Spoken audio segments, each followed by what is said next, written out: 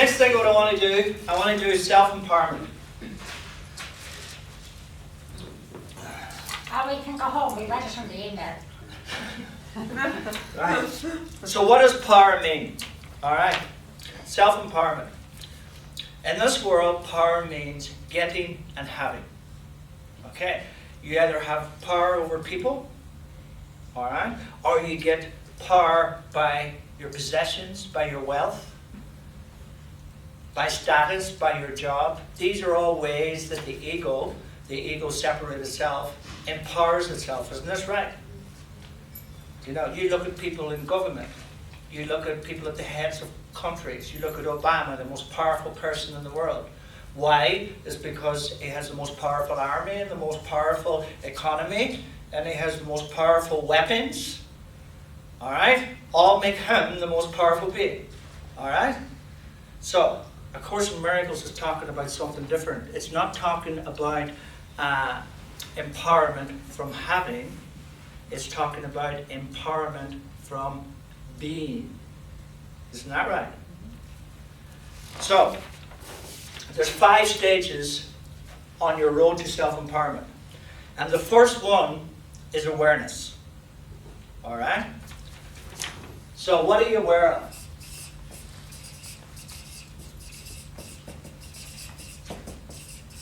What's awareness? Awareness of what? What? This is crucial. Awareness of ourselves.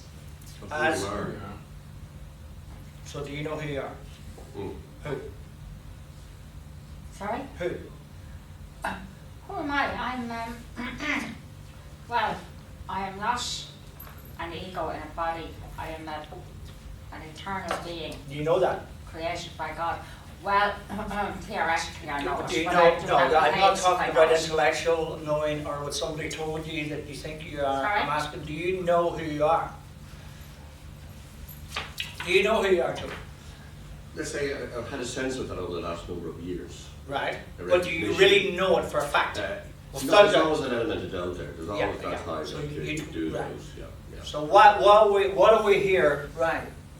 What do we need to know at this stage for awareness, for us to begin the process of self-development, self-empowerment? We've done this now in the last 2 workshops. We need to be aware of who we're not. We need to be aware of the separated self. That's where awareness begins. And it's so important that we make that starting point. So this is why this self-empowerment is coming in now, because we couldn't have brought it in before we did the separated self. And you know what the separated self is? Persona, shadow, and personality. We have to come to a stage of knowing who we're not, taking action on that self, undoing that part of ourselves to get to know who we truly are. The separated self is who is lost. It's who we are as lost. Okay? Behind the separated self is our true self. So, this is a process of self-development, right? It's a process of self-empowerment, all right? So what this means is the first thing that you need to understand is that you cannot make other people love you or even like you. You have no power over anything external to you and never will be self-empowered as long as you think you do. Every time that you try to change someone or change something in the world, you disempower yourself. You can't do that. It's a waste of time. You can only change yourself. And like Marie was saying, it's not about changing what's in the mirror. You change and what's in the mirror changes. So self-empowerment begins with, I change first. Okay? I have a golden rule in my life, and I live by this. And it's this: what other people think of me is none of my business. Because I can't do anything about it. What other people say about me, what they think about me, it's a waste of time. I disempower myself through worry, fret, and everything, trying to change something or do something about something I have no control over. So I have dropped all of that.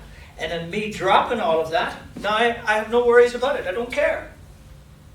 And it's the same with trust. I don't need to trust anybody. To trust someone is putting an expectation, is putting a debt on them. You're putting that person under an obligation by saying, I trust you. So all of these motives that we're doing are disempowering ourselves. When you let these all go, you start to empower yourself. Okay? So the 5 stages is self-awareness. The next one is detachment.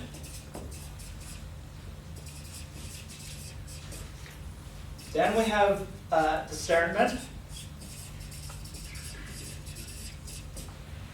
Next we have forgiveness. And lastly we have action. Okay? So these are the 5 stages that we're going to do. So the first thing we need awareness is of our separated self. It's so important. If you don't have this awareness, your starting point is going to be all wrong. You're not going to basically go through the next part of all of these steps without that's your starting point. The second part now is detachment. What are we detaching from? Our attachments, our ego, our expectations of other people. If you're in a confrontation or if you're in a situation with someone, right? Because it's a state of confrontation, you're emotionally involved. And you'll know that you're emotionally involved if you're angry, annoyed, even hit, depressed. Any of those emotional contents, any of those emotional attachments bring you into that state of mind that now you can't discern clearly. And if you can't discern clearly, you don't even know what you're forgiving.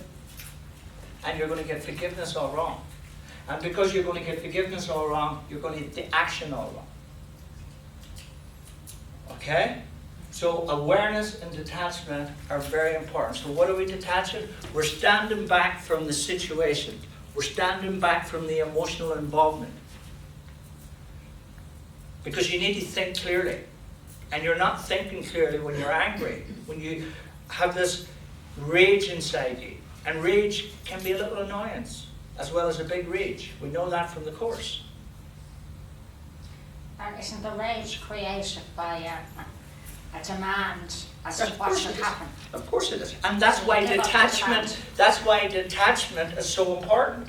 Is because detachment is saying, you know, when I'm angry with you, right? What I'm saying is, I want something from you. Okay? And I'm angry because you're not giving it to me. You know? And I could want you to love me in a particular way, or I could want to put my guilt onto you. Either will do. They don't matter. So now I'm attached to you. Detachment means I stand back. I withdraw from this situation, from this confrontation, so that I can see this clearly. So anytime that you're angry or annoyed with anybody, your first instinct should be, right, awareness. Who's angry? Is it me? Or is it my persona? Is it my personality? Is this my shadow? That's the separated self up here. Because this is the part now that you're trying to let go of to waken up. And if you don't have awareness of the separated self, then you can't detach, because what are you detaching from? Is this clear so far? So the next thing now is, maybe you had a row with someone. Maybe it's your partner, maybe it's your boss. So now you have discernment. All right? So discernment says what's right, what's wrong. Is that right? Is that the discernment? What's right, what's wrong? No. What's the discernment? See the truth of the situation. Truth. The discernment we're looking for here is what is true and what is illusion. It's not about the story, because we've get drawn into the story, and the story has made us angry. And now we're saying, you know, we're playing the victim. Every time you're emotionally involved with someone, you're playing the victim. And you can't play the role of the victim without finding someone to victimize you. So we need victimizers to play the role of the victim. That's what the emotional attachment is. So we need to step out of that role of the victim. We need to look at this clearly, and we look and we say, I need to discern what is the truth and what is the illusion in this. So when I'm angry with someone, what does that person represent to me? The shadow. That's the truth. This is what we're looking for. Because remember, we need to bring the shadow in. We need to make the shadow, the personality, and the persona all one. So what we're looking for here is we're looking for the shadow. So the person that I'm angry with represents myself. This is my self-hate that I projected onto this other person, and now I want to blame them for it. So we need to discern what's true, what's false. What's true is what I see in this person is what I haven't forgiven in myself. Isn't this true? If you want to waken up, this is the process that you must do to waken up. We have all the tools at this stage, yeah? We have the separated self. We have all the defense mechanisms. We have everything. So all that we're looking for now is the manual, the process that you go through now to undo the shadow. All right? Remember here.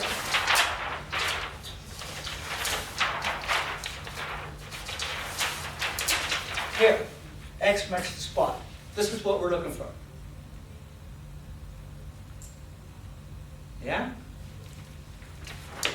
So every time you're angry, annoyed, depressed, anxious, anything negative or emotional at all, it means you're coming face to face with your shadow. That's what you must look at. That's what you must deal with. All right? So that brings you to the next process, forgiveness. And you go through the forgiveness process now. And it can be ATF, it can be simple forgiveness, or it can be complete forgiveness. Okay, and I'm just going to go through, when I finish this part of it, I want to go through the 3 forms of forgiveness, when they're used, how they're used, and why should they be used. Okay? So here now, forgiveness. We apply our forgiveness. The last one is action. So anybody want to tell me what action we take?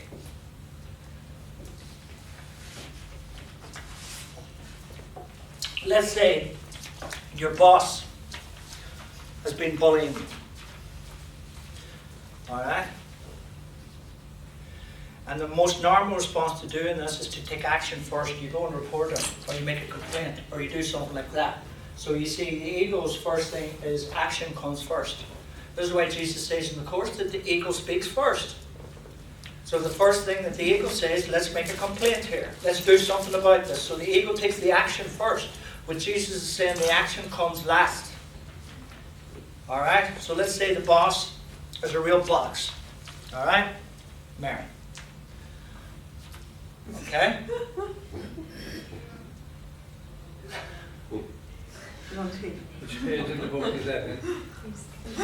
All right.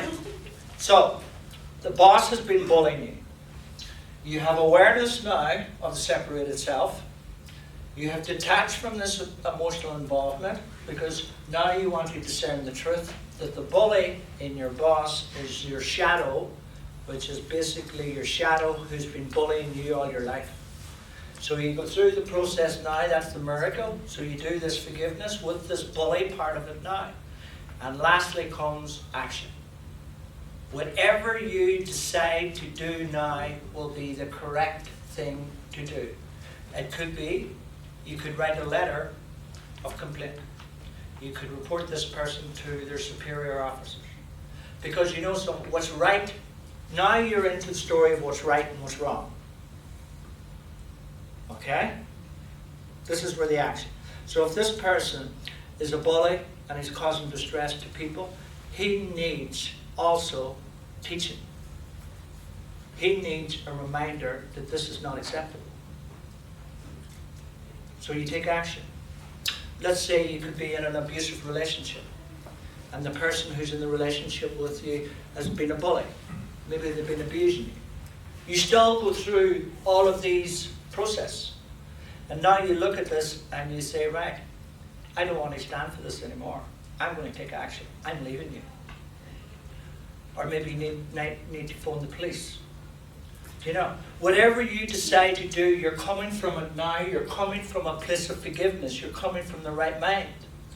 And if you had to phone the police for someone, that is the most loving thing that you can do for that person. If you had to walk out of that relationship, that's the most loving thing you can do for that person, because you're showing this person that this is not acceptable. This is not a loving relationship that I'm in. And if this person continues the bullying or the abuse in that relationship, they're saying, I can get away with this, this is, acceptable. But you don't take the action first, you take the action last. Does this make sense? Mm-hmm. So it's not a case that you should just accept someone to abuse you. You should accept working conditions in this day and age. That's not fair. There's enough safety mechanisms in the systems nowadays that highlight all of these, that show you if you're having a problem at work, this is what you can do. If you're having a problem in a relationship, this is what you can do. But ultimately, don't forget this. You must do these 4 first, because it's your healing. You've asked for this. There's nothing in your life that you haven't asked for to experience. And the reason why you would do that is because you need to heal your shadow. And that means we must come to face with the most horrible part of ourselves that we don't want to look at. Don't underestimate how much self-hate that we all have. And don't underestimate how much we want to see that in other people, and then get these people as far away as possible from us. Okay? This is not about waking up. And I have seen that people now are offering, you can wake up on a retreat over a weekend. And if you bring a friend, you get 2 for the price of 1.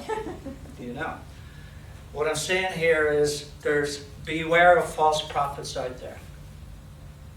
Unless you're going through the dark night of the soul and you have a very profound level of pain inside you, you're not going to wake it up over a weekend.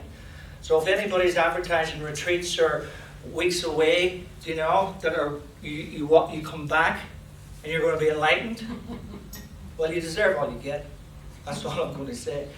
Your waking up process for people doing a Course in Miracles is going to be gradual, gentle, letting go, bit by bit by bit. Okay? Those people who wake up in the dark night of the soul have no idea of spirituality, because they need that in their life. They need to keep spirituality, forgiveness, and all of those tools out of awareness. So it's a very isolated state of mind that these people are in. So don't be thinking that you're going to have this big wow moment, and you're going to go, wow, the whole universe is going. It can happen if you let the whole thing go in one go. But the problem is, you see, we won't let it go. And its pain is the great motivator for letting go. So as long as everything's kind of going middling in the life, like you're going to go out and you're going to party and you're going to do this and you're going to do this, you're going to get away with as much as you can, and you're going to let go of as little as you can. See, here's the problem. Jesus says very clearly in the Course. You don't know what's good for you. What you think is pleasure is really pain. So we could say, I badly want to be in a relationship with someone. Okay? So what we're really saying is, I want another special relationship. And we've only come out of bloody a relationship that's broke our heart and destroyed us, and we're looking to get straight back into another one. This is what he's talking about. You don't know what's good for you here. Do you really want to go through all of this again? So we really don't know. We're very confused what's good for us and what's bad for us. And what we think is pain is actually pleasure. So we think it's painful having to give up our special relationships. We think... no, it's not. It's brilliant. You're just so glad to get rid of them. That's the hate. You're glad to get rid of, all right? There's the loved ones that we don't want to give up. All right? It's the loved ones that we don't want to give up. We want to get rid of the hate ones. Good luck to them. Get them as far away as possible. But it's the ones that we love, right? They're the hardest ones. This is why he said it's the most devious of all. It's the home of guilt, the special love relationship. because it gives you the illusion that this is really love. Okay, so this is the 5 or the steps or the stages in self-empowerment. Okay, and we need to go through this process every single day. It's not like double awareness. You see yourself, you're looking in the mirror at yourself if you're in that relationship. And then you go to action and you decide that you have to either report the person or... Well, you go through this process first. Yeah. Everything happens here first before. Yeah, so that's you looking at yourself Yes. in the mirror. Yes. Basically. Yes. But then you come to the action and you are in an abusive relationship. So that's another...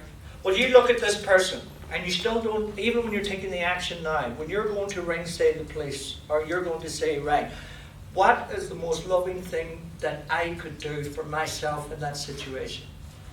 Not for him, not for that other person. Because that other person is you. It's still you. Don't, you know what I'm saying is, just because you're taking the action now, don't see the other person as separate from you. Because if you do, you'll want to punish them. Right. It's not about punishment here, all right? It's about what is the best thing that I can do to help this person now. You know, if this person is abusing or hurting someone, then that person needs to understand that they're doing this. Do you know? So if I was doing that, I need to understand. I need someone to show me what I'm doing here is wrong. So it's a resolution of the situation, but not in anger. Exactly. It's where you have come out of the anger and the Yes. disempowering emotions. This system. And you know what the appropriate thing to do is. Yes, these 4 steps will take you out of the anger. They'll ensure, right, that there's no anger involved in this now. There's no malice. There's no vengeance involved in this. If you've You're went simply through this doing it process, because it's the correct thing to do. yes. So as an advanced teacher of God, as a truly right-minded person, this is what you're going to be doing. In every and all situations, this is the process you'll go through. Because this keeps you here. It keeps you right-minded. True right-minded. Okay? That's what this leads to. And if you can do this in every situation, this is it. This is how you're going to live your life from now on. There's going to be no discomfort. There's going to be no, moments where you're pulling your hair out or anything. The more that you do this, this is going to be the advanced teacher of God. This is you right-minded. You can't go wrong with this system. This is why it's called self-empowerment. And you do it for pleasure as well. You do it for everything. Because remember, it starts with the awareness up here of the separated self, which is the persona, the shadow, and the personality. So if something goes your way and you're all delighted, you go, who's delighted? Exactly. Yeah, because this is what's going to automatically. At the beginning, it's like everything else, like the rules of the road, right? You had to learn the rules of the road. But now when you're driving, you know the rules of the road, don't you? You don't have to refer to the book all the time. You just know what to do. Yeah? Well, this is the exact same thing. This is just getting you on this street or on this road now where, right, this is what I have to do, this is what I have to do, this is what I have to do. But if you're applying this every single day, all of a sudden, this just becomes automatic. Why does it become automatic? Because this is bringing you into the true right mind. And in the true right mind, all of this is automatic. Cause and effect, you see? Okay? It's about you now, go through this process, takes you into the true right mind. So the more you do this, the more you're going to be truly right-minded. The more you're truly right-minded is, the more you're going to be at peace, the more you're going to be in joy, the more you're waking up, the more you're going to experience bliss. There's a number of people in the teacher's course and in this group who have been experiencing bliss, but they can't keep it. Okay? That's the problem. They can't keep it. Because there's still attachments. They have attachments to the world, they have attachments to their special relationships that keep taking them out of their center. Okay? So, one last